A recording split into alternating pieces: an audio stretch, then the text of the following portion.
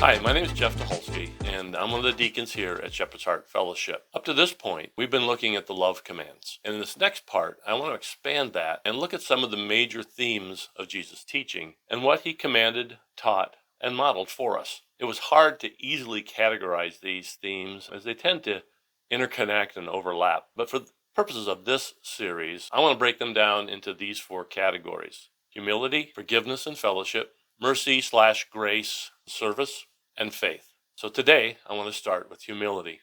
I think if you're to truly work to follow the love commands, your heart needs to be in the right place.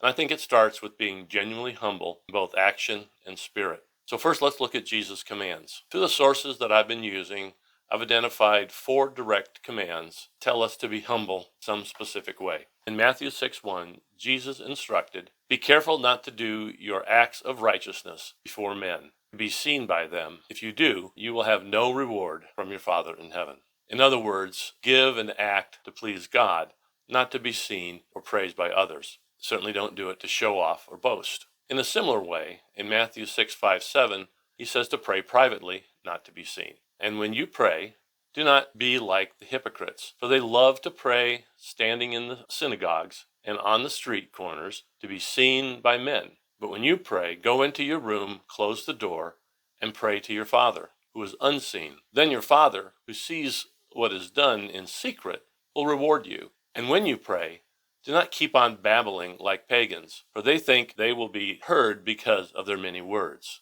So pray privately, but most importantly, just pray.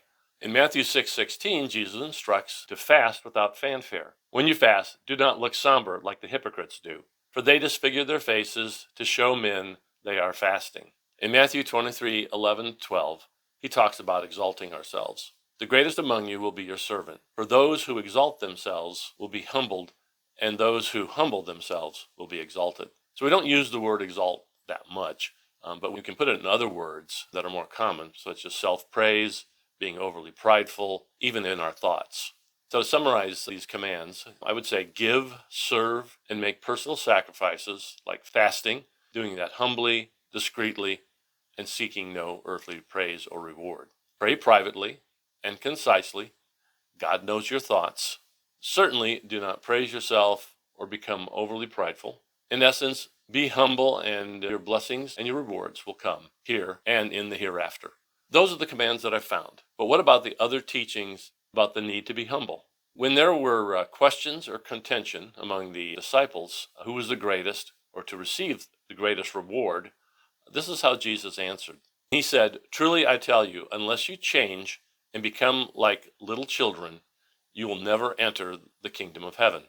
Therefore, whoever takes a lowly position of this child is the greatest in the kingdom of heaven." And he also said in Luke 9:48, "For it is the one who is least among you all who is the greatest." In a similar way, he talked about serving humbly and leading by example. In Matthew 20:26, "Whoever wants to become great among you must be your servant, and whoever wants to be first must be your slave." And I think the key verse is number 28. "Just as the Son of Man did not come to be served, but to serve, and to give his life as a ransom for many." Jesus is a humble servant. Jesus is good enough for me. Jesus also taught that he was here for the Father's glory, not his, pointing out that his Father was the source of his power and knowledge. John 7:16-18, Jesus answered, "My teaching is not my own. It comes from the one who sent me. Whoever speaks on their own does so to gain personal glory, but he who seeks the glory of the one who sent him is a man of truth. There is nothing false about him." Therefore, we should remember to give God the credit and the glory for all that we do. We are here as ambassadors of Jesus, drawing on his power and spreading his love. And then there are examples, of course, of Jesus acting in a humble way throughout the gospel. We all know, of course, about his humble birth, witnessed by lowly, humble shepherds. And he was also a humble healer. In Matthew 9:20-22, just then the ill woman touched the edge of the cloak for healing. And then in verse 22, we read, Jesus turned around, saw her, and said, "Take heart, daughter, your faith has healed you." And when Jesus healed the lepers in Mark 1, Jesus said in verse 44, "See that you don't tell this to anyone, but go show yourself to the priest and offer the sacrifice that Moses commanded for your cleansing as a testimony to them. So in these passages, we see the focus is on their faith in the healing and not the healer.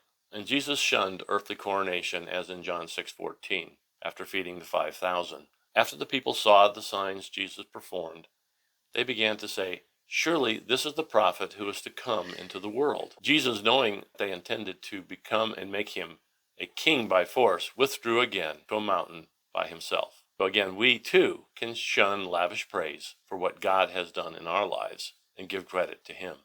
I think no other action by Jesus demonstrates humble service than the washing of feet. After he finished, he asked in verse 12, "Do you understand what I have done for you? Now that I, your Lord and teacher, have washed your feet, you also should wash one another's feet. I have set you an example that you should do as I have done for you." And then what could be looked at as the final humble act was his sacrifice on the cross. So clearly, Jesus is a hard act to follow.